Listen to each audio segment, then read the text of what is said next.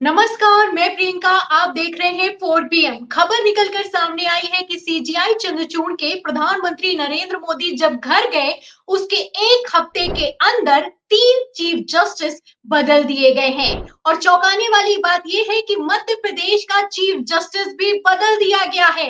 दावा ये किया जा रहा है कि केंद्र सरकार को कोई खुफिया जानकारी मिली है। चीफ जस्टिस के खिलाफ संवेदनशील रिपोर्ट निकलकर सामने आई है, जिसके आधार पर सुप्रीम कोर्ट कोलेजियम ने ये फैसला लिया है। अब ऐसे में सवाल खड़े हो रहे हैं, क्योंकि आप अच्छे से जानते हैं कि कुछ ही दिनों पहले खबर निकलकर सामने आई थी कि कैसे मध्य प्रदेश हाईकोर्ट का चीफ जस्टिस रिटायर होने के बाद भारतीय जनता पार्टी में शामिल हो जाता है। पहले तो शामिल हो गए थे, लेकिन अब आप देख सकते हैं कि नियुक्तियों को लेकर भी सवाल खड़े हो रहे हैं। तो फिलहाल क्या सवाल खड़े हो रहे हैं, क्या जानकारी निकलकर सामने आई है, और आखिर क्यों मोदी सरकार एकदम से वन नेशन वन इलेक्शन का प्रस्ताव लेकर आई है? इन सभी सवालों पर जवाब लेंगे, बातचीत करेंगे, चर्चा करेंगे। और चर्चा करने के लिए हमारे साथ मौजूद हैं सुप्रीम कोर्ट के सीनियर वकील महमूद प्राचा जी। आप इन्हें ईवीएम के खिलाफ आंदोलन के चेहरे के तौर पर भी जानते हैं, और आप जानते हैं कि कैसे उन्होंने सरकार के खिलाफ नीतियों पर सवाल भी खड़े किए हैं। ऐसे में उनसे बेहतर इन सवालों के जवाब कोई दे नहीं सकता। तो स्वागत करते हैं 4 PM पर महमूद प्राचा जी का, और सवालों की शुरुआत करते हैं। तो सर, सुप्रीम कोर्ट के कोलेजियम की तरफ से 7 हाई कोर्ट चीफ जस्टिस की नियुक्ति का सिफारिशी पत्र केंद्र सरकार की तरफ भेजा गया। इसमें हवाला ये दिया जा रहा है कि 3 के खिलाफ संवेदनशील जानकारी मिली है। अब जब ये रिपोर्ट निकलकर सामने आई है, तो सुप्रीम कोर्ट के कोलेजियम ने 3 चीफ जस्टिस के नामों को बदल दिया है। अब ऐसे में सर सवाल ये खड़ा होता है कि क्या केंद्र सरकार इन नियुक्तियों में हस्तक्षेप कर सकता है, पहली बात। और अगर हस्तक्षेप कर सकता है तो किस स्तर तक कर सकता है सर? देखिए, इसमें जो कानूनी पोजीशन है वो एकदम साफ है, एकदम क्लियर है। केंद्र सरकार बिल्कुल भी हस्तक्षेप नहीं कर सकता, नहीं तो जो हमारे देश का संविधान है उसके ऊपर बहुत बड़ा हमला हो जाएगा। जुडिशियल इंडिपेंडेंस यानी कि जुडिशियल जो हमारी न्यायिक व्यवस्था है उसमें एग्जीक्यूटिव का कोई भी रोल हो ही नहीं सकता। जो रोल होता है वो सिर्फ इतना भर होता है कि जो कोलिजियम सिफारिशें भेजे उसको सरकार नोटिफाई कर दे, सिर्फ इतना होता है और कोई रोल होता ही नहीं। लेकिन ये जो नरेंद्र मोदी जी की और अमित शाह जी की सरकार है, आरएसएस बीजेपी की सरकार है, वो छदम तरीके से कोई रिकमेंडेशन आती है तो उसको उसके ऊपर दबा दी जाती है, उसके ऊपर कोई जवाब नहीं दिया जाता। अगर वो सर प्रोसीजर क्या होता है कि सुप्रीम कोर्ट एक भेजता है लिस्ट, और उस पर बस केंद्र सरकार को मोहर लगानी होती है सर? उसको अनाउंस करना होता है। मोहर लगाने वाली केंद्र सरकार कुछ नहीं है, उसको अच्छा, नोटिफिकेशन जारी करना होता है, गजट नोटिफिकेशन के ये फैसला कोलिजियम ने सुप्रीम कोर्ट ने किया है, जिसको हम जनता को बता रहे हैं। और सारे देश में एक उसका मैसेज जाता है ना, एक पूरा प्रोटोकॉल होता है कि पूरे देश में उसका उसका संदेश जाता है कि ये व्यक्ति जो है अब यहाँ के चीफ जस्टिस या जज या जो भी बन गए, वो एक पूरा प्रोसीजर है। सरकार का काम सिर्फ पोस्ट राखिए का होता है, इसमें कोई वो एक बार जब कोलिजियम ने सिफारिश दे दी उसमें कोई सरकार की दखलंदाजी नहीं होती। तो अगर सर सरल शब्दों में समझा जाए, जैसे कि आपको अगर बनाना है, मुझे महमूद प्राचा जी को ये बनाना है, मैं कहूंगी, और बस सरकार का काम ये है कि नोटिफिकेशन जारी कर दिया जाए। लेकिन सिर्फ नोटिफिकेशन जारी करने से इधर जो खबर निकलकर सामने आई है कि संवेदनशील जानकारियां मिली हैं, इसलिए 3 चीफ जस्टिस को इधर से उधर कर दिया गया है। फटाफट से मैं सर नाम भी बता देती हूँ। जीएस संधावलिया है, इन्हें मध्य प्रदेश का बनाना था लेकिन हिमाचल प्रदेश चले गए। काशी रेबेस्टियन है, जिन्हें मेघालय का बनाना था, जम्मू कश्मीर भेज दिया गया है। और सुरेश कुमार कैथ है, जिन्हें जम्मू कश्मीर का बनाना था, और अब वो मध्य प्रदेश के चीफ जस्टिस होंगे। तो सर इस पर क्या कहेंगे, जो अदला बदली कर दी गई है, पहला। और दूसरा ये भी सवाल खड़ा होता है कि अगर गुप्त जानकारी मिली है, संवेदनशील जानकारी मिली है, तो इधर से उधर करने से क्या वो संवेदनशील जानकारी का कोई असर नहीं होगा सर? देखिए, दुख की बात यह है कि ये सरकार तो नरेंद्र मोदी जी की, अमित शाह जी की, मोहन भागवत जी की, यूसुफ लुलू और अमित शाह जो अडानी अंबानी की है ही, उसके बारे में तो जितना कम बोला जाए उतना ही अच्छा है। वो एक झूठी सरकार, मतलब झूठे लोग हैं जो संवैधानिक पदों पे बैठ गए, तो उनके बारे में तो कम से कम बोला जाए। तो आप ही ने बता दिया कि एक हाईकोर्ट में, पहला इसमें जो झूठ है वो यही है, और इतना बड़ा धोखा है जनता के साथ कि एक हाईकोर्ट के चीफ जस्टिस बन सकते हैं, वो दूसरी हाई कोर्ट के क्यों नहीं बन सकते, पहली वाली के क्यों नहीं बन सकते थे? क्या संवेदनशील जानकारी अगर कुछ ऐसी आई है तो वो दूसरी जगह के हाई कोर्ट के जज चीफ जस्टिस कैसे बन सकते हैं? यानी कि अगर एक आदमी डाउटफुल इंटेग्रिटी का है तो वो दूसरी जगह कैसे काम कर सकता है? पहली बात। दूसरी बात ये कि ये जो जानकारी अब सरकार दे रही है कॉलेजियम के रिकमेंडेशन के बाद, ये सारी जानकारी तो सरकार, आईबी, रॉ, सबकी इनपुट कॉलेजियम के पास होती है ना, उसके बाद ही सब तरीके से ठोक बजा के सब एंगल्स को देखकर ही कॉलेजियम कोई रिकमेंडेशन करता है। कोई नई जानकारी इतने दिनों के बीच में 3-3, 4-4 जजेस के बारे में एक नई जानकारी आ गई जो दे दी। और अगर ऐसा है तो इसको जो सबसे बड़ी क्रिटिसिज्म कॉलेजियम सिस्टम के बारे में की जाती है वो है कि ट्रांसपेरेंसी नहीं है। तो जनता को पता होने का अधिकार नहीं है कि इतने कम दिनों में 1-1.5 महीने के अंतराल में इन्होंने ऐसा कौन सा बड़ा गंदा घिनौना काम कर दिया इन जजेस ने कि ये एक जगह से हटा के दूसरी जगह बनाए जा रहे हैं।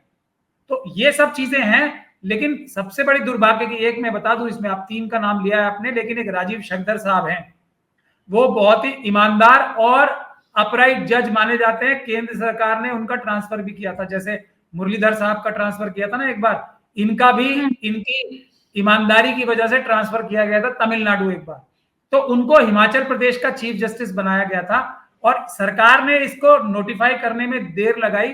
तो मुझे यह साजिश का हिस्सा लगता है कि उनको कहीं चीफ जस्टिस ना बनाने के लिए यह डिले किया गया राजीव शंकर साहब को। यह भी मेरा एक आक्षेप है, इसकी इन्वेस्टिगेशन होनी चाहिए। और दुख की बात यह है कि कॉलेजियम सिस्टम हमारा और खासतौर पे चीफ जस्टिस साहब उसके बारे में कोई कार्रवाई नहीं करते केंद्र सरकार के खिलाफ। ये बड़े दुख की बात है और उसका साफ वजह एक निकल के आती है, आपने अपने शुरू में भी बताया कि ये public display of affection chief justice साहब के और नरेंद्र मोदी जी के बीच में जो अभी हुआ था पिछले हफ्ते, उसके तुरंत बाद जो पहली चीज खबरों में आई है वो ये आई है कि एक अजीब सा कारनामा हो गया कि चीफ जस्टिस को में फेरबदल कर दिया और एक चीफ जस्टिस को ऑलमोस्ट ये इंश्योर कर लिया कि वो अब चीफ जस्टिस बनेंगे ही नहीं। तो पहला इसमें जो नतीजा है वो ये निकल के आया। और कितनी इस प्रकार की बातें हुई होंगी, अब कयास लगाने वाले तो कहीं भी कयास लगा सकते हैं ना, और वो जस्टिफाई होंगे कुछ भी अंदाजा लगाने के लिए कि और क्या क्या गुप्त मंत्रणाएं हुई हैं चीफ जस्टिस साहब के और मोदी जी के बीच में, और क्या क्या मैं कौन सा लफ्ज इस्तेमाल करूं, क्या क्या अंडरस्टैंडिंग डेवलप हुई है। क्या बहुत सारे लोग तो हमारे ये बोल रहे हैं कि चीफ जस्टिस साहब जो इंटरनेशनल कोर्ट ऑफ जस्टिस में जाना चाहते हैं उसमें मोदी जी की मदद चाहिए, या जैसे बहुत सारे लोग ये भी कह रहे हैं कि जैसे आपने भी बताया कि एक चीफ जस्टिस मध्य प्रदेश के और दूसरे जजेस ने, कुछ कैलकाटा एक जज ने फौरन रिटायरमेंट के बाद भारतीय जनता पार्टी ज्वाइन कर ली, कुछ एक ने तो रिजाइन करके ही भारतीय जनता पार्टी ज्वाइन कर ली। क्या चंद्रचूड़ साहब भारतीय जनता पार्टी तो ज्वाइन नहीं कर लेंगे? और इस दौरान कौन सी जजमेंट्स आ रही हैं उसके बारे में तो कुछ बातचीत नहीं हुई। ये सारी चीजें एकदम पंडोरा बॉक्स खुल गया है इस पब्लिक डिस्प्ले ऑफ अफेक्शन से। और क्या इंप्रेशन जाएगा पूरे देश में सारे जजेस के पास कि प्रधानमंत्री जी एक फादरली फिगर की तरह एक इतने इंटीमेट प्राइवेट रिलीजियस फंक्शन में फैमिली के हेड की तरह पूजा लीड कर रहे हैं। इसमें पूजा कोई विषय नहीं है, विषय यह है कि प्रधानमंत्री जी चीफ जस्टिस साहब की इमीडिएट फैमिली की पूजा लीड कर रहे हैं और उसको अपने ट्विटर हैंडल से पूरी दुनिया को बता रहे हैं कि देखो मैं इनका बड़ा भाई हूं, इतना मेरा रुतबा है चीफ जस्टिस के ऊपर। ये है इसमें, ये कोई पूजा करना इशू नहीं है। पूजा तो सबको प्राइवेटली अपना अपना अधिकार है, संविधान ने दिया है, करनी चाहिए। पूजा कर सकते हैं सर, पूजा होनी भी चाहिए, मगर इस तरीके से अगर न्यायपालिका और कार्यपालिका में इतनी ज्यादा दूरी कम हो जाएगी तो सवाल खड़े होंगे। और अब उसी तरीके के सवाल खड़े भी हो रहे हैं क्योंकि सुप्रीम कोर्ट कोलेजियम, जैसा कि आपने बताया, जो नियुक्ति करता है इसमें हेड जो होते हैं वो सीजीआई चंद्रचूड़ है इस समय। अब सीजीआई चंद्रचूड़ के कल प्रधानमंत्री नरेंद्र मोदी गए, जुलाई में ये जो लिस्ट थी 7 जजों को जो नियुक्त करना था वो सौंप दी गई थी, लेकिन अब हाल फिलहाल में 2-4 दिनों के अंदर ही इसको नियुक्त कर दिया गया और इसमें फेरबदल भी किया गया है। तो सर इसको लेकर सवाल खड़े होना लाजमी और इसी तरह के सवाल खड़े भी किए जा रहे हैं। और ये सवाल खड़े ना हो इसीलिए कहा जाता है, इसीलिए रूल भी कहता है, आचार संहिता भी कहती है कि दूरी बनाकर रखनी चाहिए। अब ये दूरी खत्म हुई है तो सर न्याय व्यवस्था पर सवाल खड़े हो रहे हैं। और सर देखा जाए तो हाई कोर्ट की, अगर मैं आपसे एक सवाल करना चाहूं, अगर हाई कोर्ट के जजेस की बात की जाए तो उन पर पहले भी कई सवाल खड़े हुए हैं। बिल्किस बानो के दोषियों को किस तरीके से रिहा कर दिया गया और भारतीय जनता पार्टी के नेताओं ने उन्हें संस्कारी बताया, उसके बाद सुप्रीम कोर्ट ने उस फैसले को पलटा। आप जानते हैं हाई कोर्ट का फैसला था, दोषियों को रिहा कर दिया गया। राहुल गांधी को लेकर सलाह आप जानते हैं कि 2 साल की सजा सुनाई गई, सांसदी चली गई, घर चला गया, उसके बाद सुप्रीम कोर्ट ने उस फैसले को पलटा था। और हाल ही में सर ये जो राम रहीम है जिसपे आरोप है महिलाओं के साथ दुष्कर्म करने का, ये बार बार पैरोल पे बाहर आता रहता है, और बाहर आता है जो जेलर उन्हें पैरोल पर, जिसके सजेशन पर बाहर भेजा जाता है, वो जेलर तक भारतीय जनता पार्टी में शामिल हो जाता है। तो सर क्या कहेंगे इस पर? ये जो प्रणालियां चल रही हैं, ये जो खबरें निकलकर सामने आ रही हैं, अपने आप में कितना संदेह पैदा कर रही हैं न्याय व्यवस्था पर, क्या कहना? जो मोदी जी की आरएसएस और बीजेपी की सरकार है, उसके बारे में तो जितना कम बोला जाए उतना ही बेहतर है। उसका लेटेस्ट एग्जांपल अभी आज के अखबारों में कल की ट्रम्प साहब की एक स्टेटमेंट है कि भारत को आप गाली दो और मोदी जी की तारीफ करो, एक ही सांस में, एक ही सेंटेंस में। ये है भारत की विदेश नीति। जो तो अगर भारत की बुराई करोगे आप तो मोदी जी के मित्र बन जाओगे, मतलब भारत की कॉस्ट पे मोदी जी को मतलब आप तारीफ करो तो आप मोदी जी आपको कहेंगे कि मेरे परम मित्र हो। ये मैसेज ट्रम्प साहब ने पूरी दुनिया को दिया है ताकि दूसरे राष्ट्र भी भारत का इंटरेस्ट कॉम्प्रोमाइज करें, मोदी जी की गौरव गाथाएं गाएं। तो बहुत उनकी फॉरेन पॉलिसी ये है। तो ये अभी हुआ है। तो आप मोदी जी के बारे में तो जितना कम बोला जाए उतना ही अच्छा है कि भारत जैसे बड़े देश के प्रधानमंत्री होने का उनको एक अवसर मिला है, उसका कितना दुरुपयोग कर रहे हैं, देश का कितना नुकसान कर रहे हैं। परंतु सवाल उठता है चीफ जस्टिस ऑफ इंडिया पे, सवाल उठता है कोलिजियम के ऊपर, सवाल उठता है हमारे ऑपोजिशन के लीडर्स के ऊपर, हमारी ऑपोजिशन पार्टीज के ऊपर, क्योंकि ये लोग तो संविधान खत्म करके आरएसएस और बीजेपी देश में मनुस्मृति ही लागू करना चाहते हैं। ये जो बाकी लोग हैं जो देश के महत्वपूर्ण जिम्मेदारियां निभा रहे हैं, कोई प्रधानमंत्री सर्वे सर्वा नहीं होते हैं, लीडर ऑफ द ऑपोजिशन उतनी ही बड़ी पोस्ट है प्रधानमंत्री जी के बराबर, और जो चीफ जस्टिस है वो भी उतनी ही बड़ी पोस्ट है जितनी प्रधानमंत्री जी की। तो ये कोलिजियम सिस्टम हमारा क्यों नहीं सवाल उठा रहा चीफ जस्टिस जी के खिलाफ? ये हमारे जो राहुल गांधी जी हैं, इनको इस बात को सबसे सीरियसली लेना चाहिए कि ट्रम्प साहब ने जो बोला है इस अवधारणा को खत्म करने के लिए बहुत ज्यादा आवश्यक है, वरना हर देश ये कहेगा भाई भारत देश को गाली दे लो और मोदी जी की तारीफ कर लो, हमारे रिश्ते प्रगाढ़ हो जाएंगे मोदी जी से। इसको ट्रम्प बोलते हैं उससे दिक्कत नहीं होती है, राहुल गांधी के बोलने से तो बहुत ज्यादा दिक्कत है कि देश का अपमान हुआ है विदेश में जाकर के। क्या कहेंगे सर इस पर? सबसे बड़ी बात, सबसे बड़ी जो खबर है सर, इस हफ्ते की सबसे बड़ी खबर है जो प्रस्ताव वन नेशन वन इलेक्शन ला दिया गया है। इलेक्शन को लेकर तो आपने पूरी एक मुहिम छेड़ दी और पूरा के ईवीएम को लेकर आपने कितना बड़ा आंदोलन किया। तो ये वन नेशन और वन इलेक्शन पर आपकी क्या राय है? शिगुफा जो छोड़ा गया इनके बस का है? एक बार में सारे इलेक्शन करवा लिए। इलेक्शन की जो बात थी उसके लिए मैं आपको एक शेर सुनाना चाहता हूं। हमें तो अपनों ने मारा, गैरों में कहां दम था।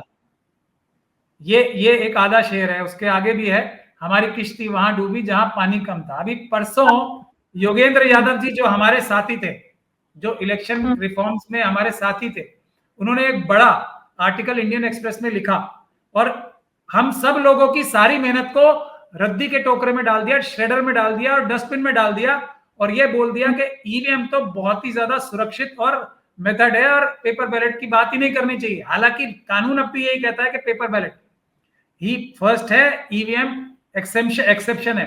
तो हमें तो अब एक एक करके चेहरों से नकाब उड़ रहे हैं। हम लोग इतने कमजोर नहीं हैं, लेकिन जो हमारे अंदर जो ये क्या बोले इन्हें, जो एजेंट्स घुसे हुए हैं डायरेक्टली इनडायरेक्टली आरएसएस के और बीजेपी के, उनसे ही नुकसान होता है। तो उसके तुरंत बाद आप देख लीजिए 2 दिन बाद ये वन नेशन और वन इलेक्शन आ गया। जहां तक ईवीएम का सवाल है, मैं योगेंद्र यादव जी की, उन्होंने बड़ी तारीफ की है कि ईवीएम तो बड़ी सुरक्षित है और मशीन ये हैक नहीं हो सकती। तो दुनिया में एक भी कंप्यूटर ऐसा नहीं होता जो हैक ना किया जा सके और रिमोटली हैक ना किया जा सके।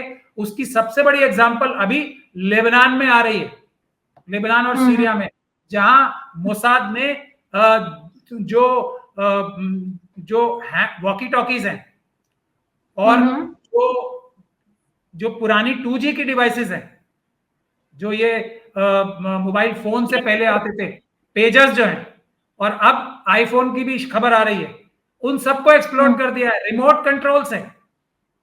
तो योगेंद्र यादव जी से मैं कहूंगा कि ठीक है, आपको कोई मजबूरी होगी, लेकिन एक मजबूरी आपकी देश के प्रति भी है, एक जिम्मेदारी आपकी संविधान के प्रति भी है, थोड़ा उसका ख्याल कीजिए। अभी बहुत सारे ऐसे लोग आएंगे, लेकिन रुकेगी नहीं ईवीएम से इलेक्शन, आज नहीं तो कल रुकेंगे, और ये सारे इलेक्शन जो है रद्द किए जाएंगे, ये हम गारंटी देते हैं इस देश को। हम लगे हुए हैं और जल्दी उसके लिए बहुत जल्दी खबर भी आएगी। हिमाचल, हरियाणा और जम्मू कश्मीर का इलेक्शन को अगर एक भी सीट बीजेपी को आती है दोनों में से, तो इसका मतलब ईवीएम से धांधली से आई है।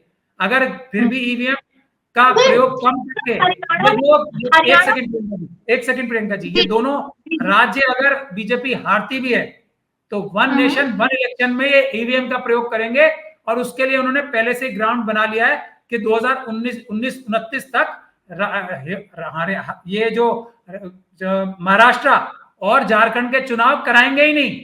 ये योगेंद्र यादव जी को इस बारे में सोचना चाहिए कि एक जमीर भी चीज होती है, मैं यही कह सकता हूँ। अच्छा सर, ये हरियाणा का आपने जिक्र किया है, तो हरियाणा में तो हालत वैसे ही खराब है, और हरियाणा की जो वोटिंग की तारीख है उसको भी आगे बढ़ा दिया गया, क्यों? पहले तो महाराष्ट्र की चुनाव की तारीखों का ऐलान नहीं किया, आखिरी सवाल ले रही हूँ सर आपसे ये मैं, और फिर उसके बाद में 1 से 5 अक्टूबर कर दिया गया इन तारीखों को, ऐसा क्यों? चुनाव आयोग क्या कर रहा है सर? चुनाव आयोग ये कह रहा है कि एक समाज को वोट देने में उस दिन प्रॉब्लम है, और ये बात चुनाव आयोग इतना इनकॉम्पिटेंट है, उसे पहले नहीं पता थी, ये कह रहा है। मतलब झूठ बोलने की कोई लिमिट नहीं हो सकती। तो पर बात यह है कि मुझे नहीं लगता कि हरियाणा और जम्मू कश्मीर के इलेक्शन में वो ज्यादा ईवीएम का खेल करेंगे, क्योंकि उन्हें असली खेल सेंट्रल इलेक्शन में करना होता है। अगर हम लोग उनका पीछा नहीं छोड़ेंगे, भारत का संविधान और कानून उनका पीछा नहीं छोड़ेंगे, सुप्रीम कोर्ट से मुझे लिबर्टी मिली हुई है, मैं किसी भी कोर्ट में जा सकता हूं, और मैं पूरी कार्रवाई कर रहा हूं। अमित शाह जी, मोदी जी, राजीव कुमार जी तैयार रहें हमारे अगले कदम के लिए। इतना आसान नहीं है देश को धोखा देना, हम देने नहीं देंगे देश को। बहुत बहुत शुक्रिया सर, जो जानकारी आपने हमें दी है, साझा किया, हमें बताया कि आखिर कैसे नियुक्ति होती है, नियुक्ति में क्या हो सकता है और क्या हो रहा है और क्या नहीं होना चाहिए। बहुत बहुत धन्यवाद सर, आपने 4 PM के लिए समय निकाला। तो ये थे हमारे साथ में महमूद प्राचा जी। आपने देखा कि उन्होंने एक एक सवाल का एकदम सटीक जवाब दिया है कि ये जो नियुक्तियां होती है इसमें सुप्रीम कोर्ट कोलेजियम बताता है कि किसको नियुक्त करना है, और सिर्फ जो केंद्र सरकार होती है उसे नोटिफिकेशन जारी करना होता है। लेकिन इस बार नोटिफिकेशन नहीं जारी हुआ, दावा ये किया गया, हवाला ये दिया गया कि कोई संवेदनशील जानकारी मिली है, और उस जानकारी के आधार पर जो चीफ जस्टिस बनाने थे उन्हें इधर से उधर कर दिया गया। अब ऐसे हालातों में सवाल खड़े हो रहे हैं, क्योंकि हाई कोर्ट कैसे फैसले ले रहा है, कैसे हाई कोर्ट के जज जो है वो भारतीय जनता पार्टी में रिटायरमेंट के बाद शामिल हो जा रहे हैं, ये किसी से छुपा हुआ नहीं है।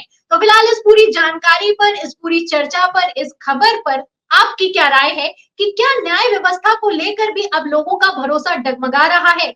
जो भी आप सोचते हैं इस सवाल के जवाब में हमें कमेंट बॉक्स में जरूर लिखें, वीडियो को ज्यादा से ज्यादा शेयर करें, हमारे चैनल को लाइक करें, सब्सक्राइब करें, ज्वाइन करें। फिर मिलती हूँ अगली खबर के साथ, अगली चर्चा के साथ, तब तक के लिए धन्यवाद।